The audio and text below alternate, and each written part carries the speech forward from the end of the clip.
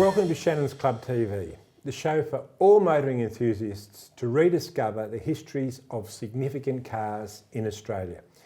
If you'd like to catch up on previous episodes of the show, you'll find them all on the Shannons Club website.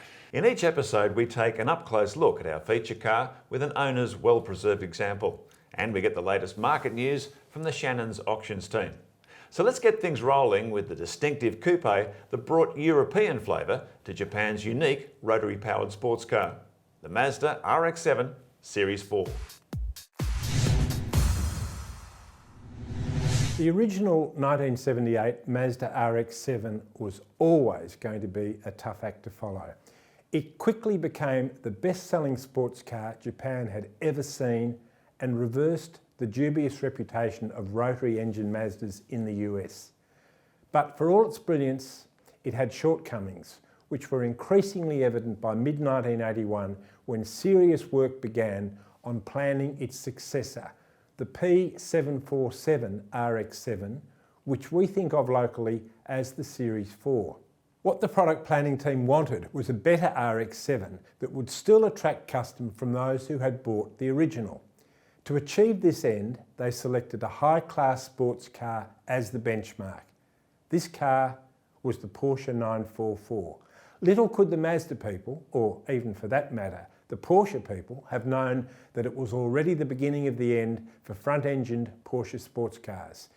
In that early 1980s framework, the 944 was the right car to choose. But Mark, there was a problem. The second RX7, known here as the Series 4, benchmarked the 944 so closely that it lost some of the original model's charisma. Yeah, well, things like character and charisma, they're very subjective subjects, aren't they? But in pure racing terms, this car, the Series 4, in its early stages of creation, must have literally jumped off the designer's page as potentially a better race car than its predecessor. Had that beautiful Porsche styling, it had more advanced chassis dynamics, and of course, turbocharged power. Now, as it turned out, it couldn't match its predecessor's competition career, which I'll get to a bit later on. If it had come out in the first place with the turbocharged engine, what a cracker. Would have been interesting, wouldn't it? Yeah, absolutely. The Series 4 was superior in almost every respect, especially dynamics, with a new and advanced independent rear suspension, perfect weight distribution, and sharp power-assisted rack and pinion steering. Alloy was widely used, including for the jack, and this item saved 1.3 kilos. But in base form, the second gen still weighed 50 kilos more than the old model. Even with the bigger 13B rotary replacing the 12A, the new car could not beat the performance of its predecessor. But by now, it's 1986, not 1978. Much cheaper cars like the Nissan Pulsar ET could almost match its 17-second standing quarter time, while the RX7 driver would barely recognise the tail of the VL Commodore Turbo pulling away. So the Series 4 was always going to be a disappointment until the turbocharged version arrived. And it was the RX7 Turbo, Mark, that gave Mazda its chance to get back on Australia's racetracks. Sure was, and they had a lot of success, although it wasn't in the big banger touring car category that Mazda originally wanted to race it in.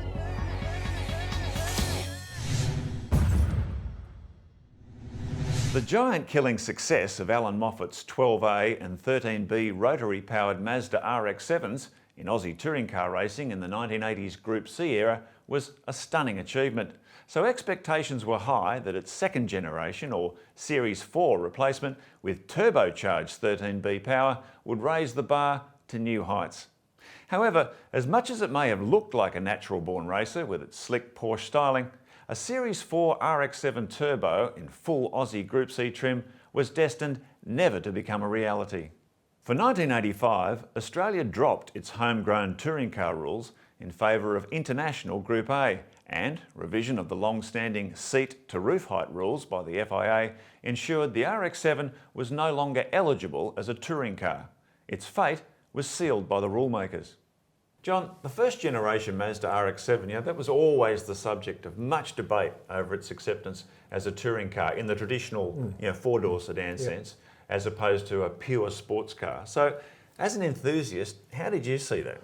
Well, I guess I never really thought it was quite fair, but I was delighted to see anything that wasn't a Ford or a Holden racing at Bathurst. So from that point of view, it was great. But when I got a bit older and actually raced in Group E production cars myself, I must say, in first of all a Suzuki Swift GTI and then a Corolla, I thought it was mightily unfair, and I can imagine the Commodore and Falcon drivers must have thought this even more so, to be racing against Toyota Supras and Mazda RX7s. Yeah, it's always been a hotbed of contention, hasn't it? I think so.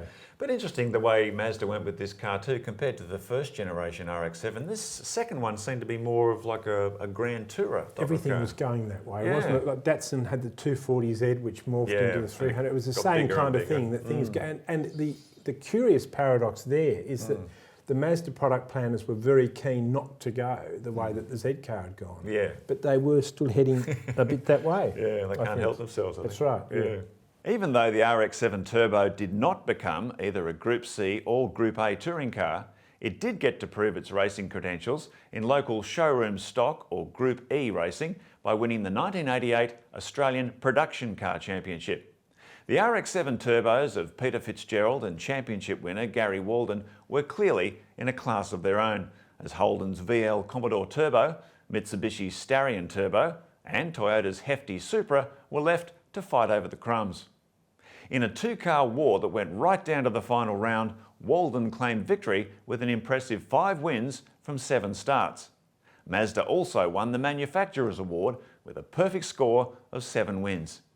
Such an emphatic victory proved the RX7 Turbo's credentials as a fast, rugged and highly competent sports car worthy of wearing the revered RX7 badge.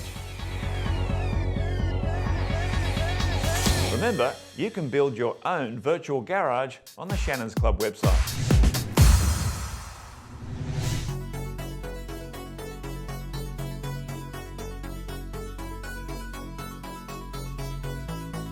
My name's Nick, and this is a Mazda RX7 Turbo Rotary.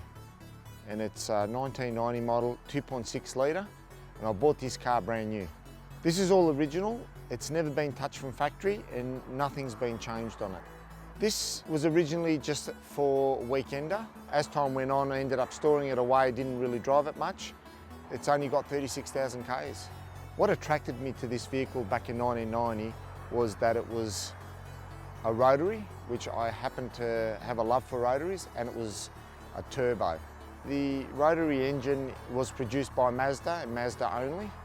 It's a type of motor that can rev a lot harder than any other motor because it has a rotor in the motor instead of a piston. It revs a lot easier. That's what made me fall in love with this car as well.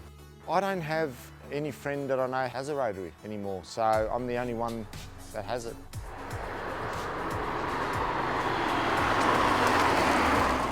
My memory serves me correct, it's a Monza red. Red's always been my favourite colour, so I've always stuck to it. The interior of the vehicle has really nice sporty seats in it, very comfortable just to sit in there and just drive the vehicle on a Sunday. One of my favourite features on this vehicle is that it has pop-up headlights, which a lot of vehicles back then didn't have, and just its sleek look, which I fell in love with when I bought the vehicle. The future for this vehicle hopefully will be my 2 boys will end up having it.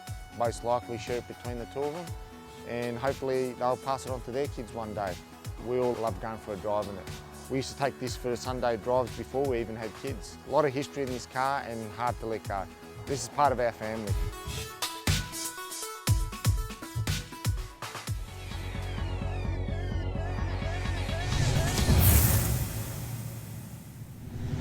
Shannons National Auctions Manager Chris Borobon joins us for the latest on the Mazda RX7 Series 4. Welcome, Chris. Hi John, how are you? Welcome to the show, mate. Hey, mate. The Series 4 RX7, it seems to be a misunderstood or perhaps overlooked model. Overlooked, good word, yeah. In the RX7 heritage, how do you see it? I think that's probably right, actually. You know, we have seen so much interest in the early RX7s, 1, 2s and 3s, and then I think that next shape has been a bit of a sleeper. But, you know, great buying right now, so it's probably one to look for. The turbo one would be the one to have, wouldn't it? I think so. I think the Turbo Coupe is probably the model to go for out of the 3 variants. You know, you had obviously the non-turbo, the turbo, and then the convertible. Convertible, yeah. I think the Turbo Coupe's probably the one to look for. And again, you know, a lot of the mechanicals have been taken out and That's put what I was into gonna say. earlier cars. People just get them and spoil them, really. I think that. Yeah. But they're also taking the mechanicals from them. That's and right. putting them to early model Into RX3s and stuff. Yeah, twos and So that in itself is going to make this car harder to find in future, isn't it? I Because think so that's many the have been case, butchered, yeah. So I think if you find a good Australian delivered example with the right service history and unmodified, you know, what a great little car. It could be a real sleeper because the mechanicals will have gone into some little Mazda RX3, which is now worth a lot of money. It's left the RX7 Series 4 sort of nowhere, Mark, wouldn't you say? Yeah, it's an unusual model in terms of it brought that European style to the RX7 heritage. Yep. And then these days it's sort of a bit misplaced in terms of people saying, well, if I want a car that looks like a 944, I'll buy a 944. I'll go and buy a Yeah, 944. Yeah. Does that tend to be the buyer's mentality with this car? Or? Potentially. I mean, we don't. Again, it's not a car we really see at auction. You know, we probably tend to see more of those through the classifieds and the private market. So yeah, look, I think you know there are a few out there, so they're good buying though. So could we say this is a potential future classic? What would be your advice to someone who's looking for a Series 4? I think that's the case. It is probably that sleeper and that modern classic. So right now, it's probably really good buying. And, So like a bottle of wine, you just put it away and see how it goes? I think so. Even the standard 86, 87 non-turbo model? Well, that's a good alternative again. You know, for someone who doesn't want the performance out of it, and they're probably going to get longer reliability out of it in the long run. It's still quite a pretty car, really, isn't it? Very nice looking. Yeah, so your advice would be RX7 Turbo, as stock as you can, and put it away. Absolutely. Yeah. Thank you very much for joining us on the show, Chris. No problem, guys. And remember, you can get all the latest auction news on the Shannons Club website. For a lasting memory of the Mazda RX7 in competition, visit the huge archive at autopix.com.au. John, looking back at the Series 4 RX7, it's not surprising that it's overlooked or it's misunderstood because it was such a breakaway for the Japanese to suddenly go down this very European path with what they were trying to do. It was so different from the first car. Yeah. It was better in every measurable respect, but the first car was unique. And A it was so unique distinctive. Japanese sports It car, was, unlike yeah. anything else, except perhaps a bit of a Japanese Mustang, but it stood alone in the market. The second generation car was sort of not quite one thing nor the other. When it was new, Mazda gave the motoring press a beautiful coffee table book, all about how Paul Frere took it to the Nürburgring. But the thing that comes through all the time to me in this book is that it's being benchmarked against the Porsche 944. So I think now looking back, particularly now as a classic car buyer, would you want to buy the Mazda that was as good or nearly as good as the Porsche 944, or would you rather buy the Porsche 944? So in a sense, the second generation RX7 is wedged between that first interesting, flawed car and the third generation RX7, which was a fantastic twin turbocharged car which just made us know at Bathurst forever. So I think, in a sense, the second generation car is lost in the middle. Yeah, it seems to be. We hope you've enjoyed this look back at the enigmatic second generation RX7, and we'll catch you next time on Shannons Club TV.